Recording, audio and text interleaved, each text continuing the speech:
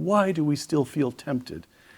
And Dostoevsky, in The Legend of the Grand Inquisitor, the Grand Inquisitor is speaking to Christ, and he says to Christ, you're all wrong. Receiving their bread from us, the people will clearly see that we take the bread from them to give it back to them, and they will be only too glad to have it so, as we will deliver them from their greatest anxiety and torture, that of having to decide freely for themselves. Never was there anything more unbearable to the human race than personal freedom, close quote. It's too hard. Dr. Peterson, it's just too hard. Canada had a good run. The United States had a good run.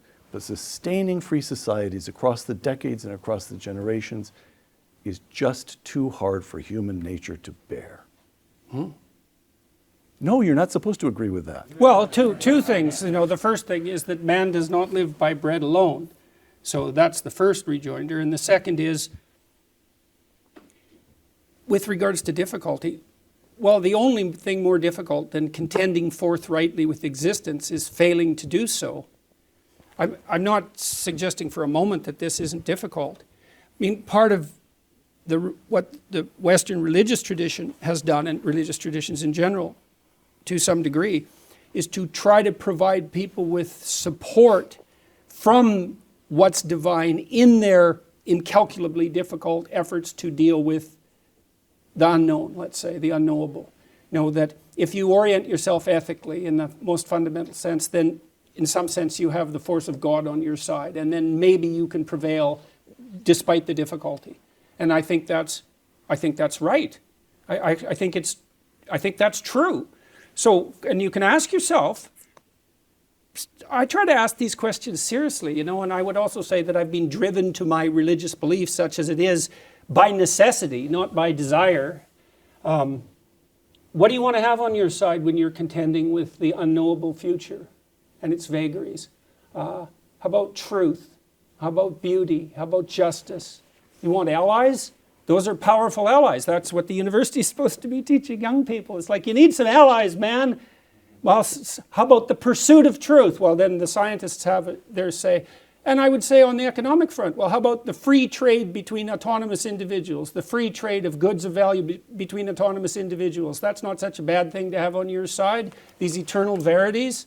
And then we could say, perhaps, that, well, there is a set of eternal verities, but they're all eternal verities, so they share something in common, some good in common. All good things share some good in common. Well, what is the good that they share in common? Well, for all intents and purposes, that's God. And you might say, well, I don't believe in that. It's like, well, I don't know what you mean. You don't believe there's any such thing as good? You don't believe there's any such thing as ultimate good? I'm not trying to make some ontological claim about an old man living in the sky, although I think that's a lot more sophisticated concept than people generally realize. That's not my point. My point is, you do have a belief system, whether you know it or not. It's a system of ethics, whether you know it or not. There's either something at the bottom that unifies it, or it's not unified, which means you're aimless and hopeless and depressed and anxious and confused, because those are the only other options.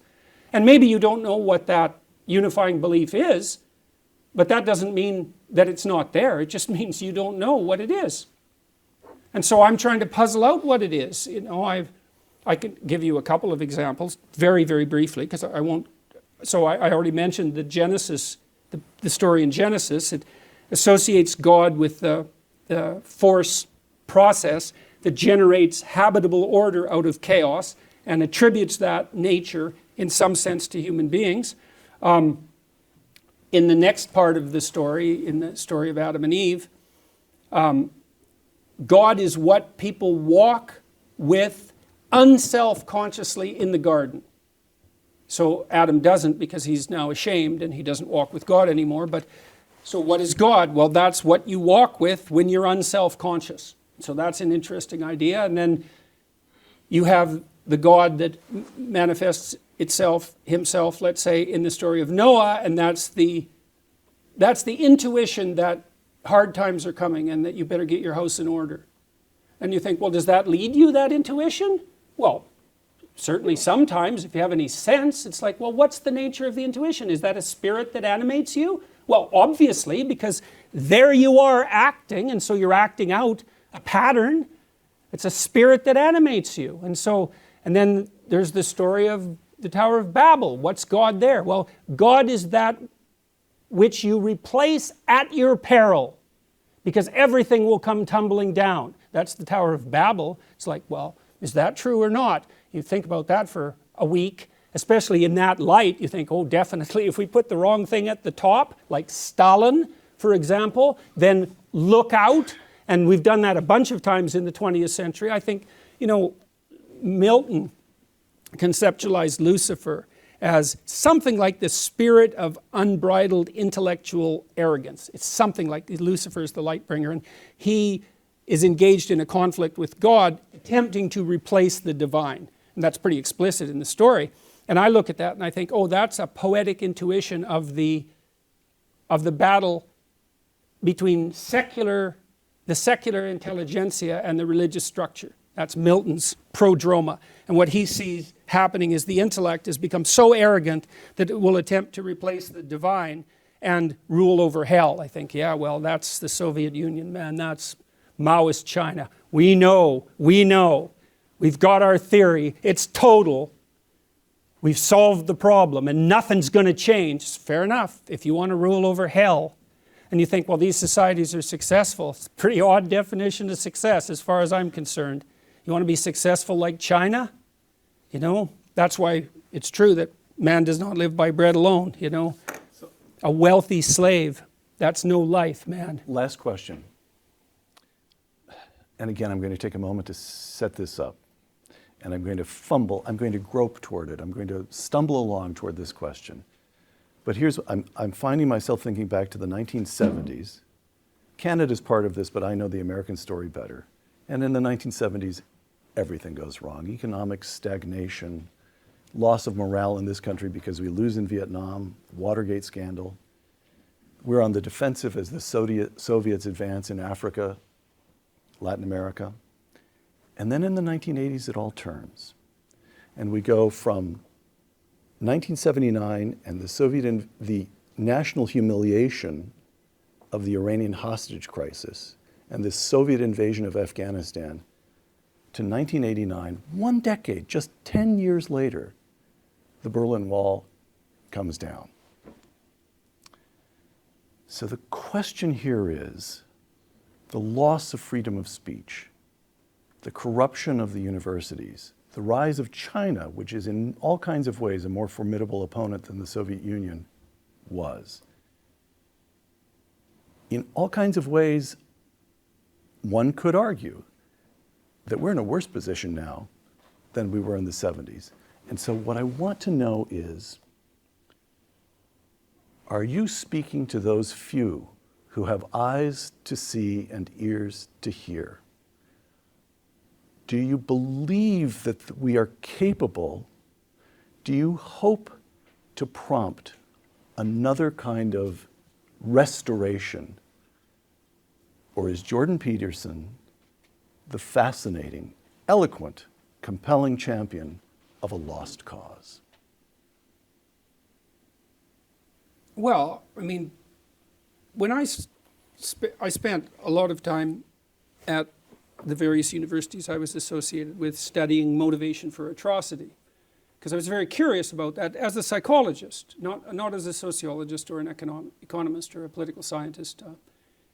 You're an Auschwitz guard. Okay, what's motivating you as an individual? And I wanted to understand it well enough so that I could understand how I could do that, because one answer to that is, well, that sort of behavior is so far beyond the pale that it's completely incomprehensible. It's just a manifestation of, say, like intense psychopathy, and a normal person can't even imagine it. And I think, that evidence doesn't really suggest that, because it isn't obvious that all the people involved in the Nazi movement, for example, were criminally pathological, that they were deviations, like incomprehensible deviations from the norm.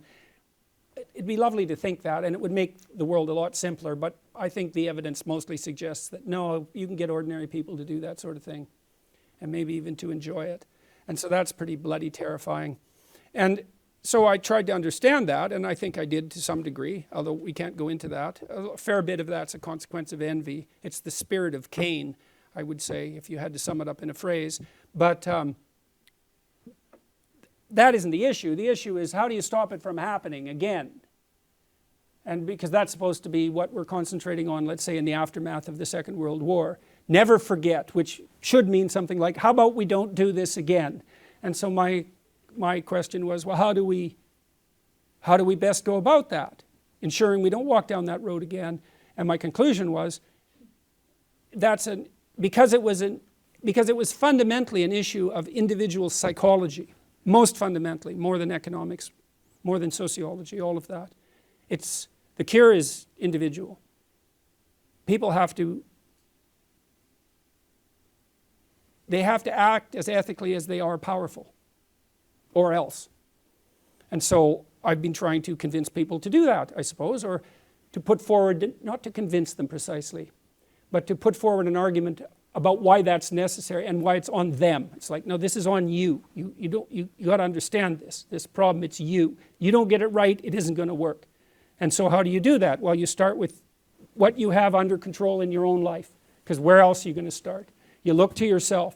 Put your house in order. Don't be worried about some other person walking the satanic path. And that's what activists do all the time, right? It's you. It's the corporations, like it's someone else. No. It's you.